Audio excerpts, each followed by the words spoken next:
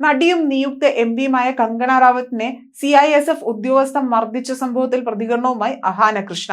ഒരിക്കലും അംഗീകരിക്കാൻ കഴിയാത്ത പ്രവൃത്തിയാണ് ഉദ്യോഗസ്ഥതയുടേതെന്നായിരുന്നു അഹാന പ്രതികരിച്ചത്. ഇവർക്കെതിരെ നടപടി സ്വീകരിക്കണമെന്നും ഇനി ഇവർക്ക് ദേഷ്യം വരുമ്പോൾ ആരെയെങ്കിലും തോക്കെടുത്ത് വെടിവെച്ചാൽ എന്തു ചെയ്യുമെന്നുമാണ് അഹാന ചോദിക്കുന്നത്.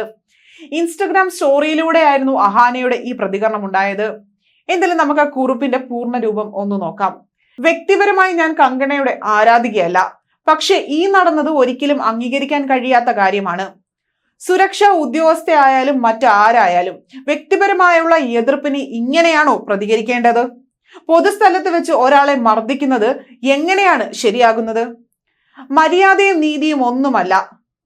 ഈ ഉദ്യോഗസ്ഥയ്ക്കെതിരെ തീർച്ചയായും നടപടി സ്വീകരിക്കണം.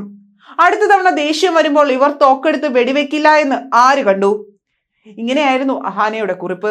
വ്യാഴാഴ്ചയാണ് ചണ്ഡിഗഡ് വിമാനത്താവളത്തിൽ വെച്ച് CISF ഉദ്യോഗസ്ഥ കങ്കണയുടെ മുഖത്തടിച്ചത്. കങ്കണയുടെ പരാതിയെ തുടർന്ന് ഉദ്യോഗസ്ഥ കുൽവീന്ദർ കൗറിനെ അന്വേഷണ വിധേയമായി സസ്പെൻഡ് ചെയ്തിരിക്കുകയാണ്.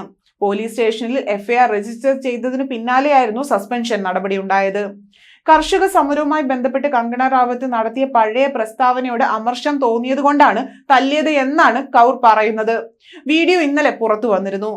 ഞാൻ അവളെ തല്ലി, കാരണം അവൾ കർഷക സമരത്തിനെതിരെ മോശമായ പരാമർശം നടത്തി.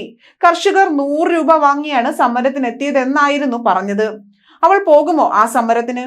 ഈ പരാമർശം നടത്തുമ്പോൾ എന്റെ അമ്മ അവിടെ സമരം ചെയ്യുകയായിരുന്നു എന്നാണ് കുൽവീന്ദർ കൗർ പറഞ്ഞത്.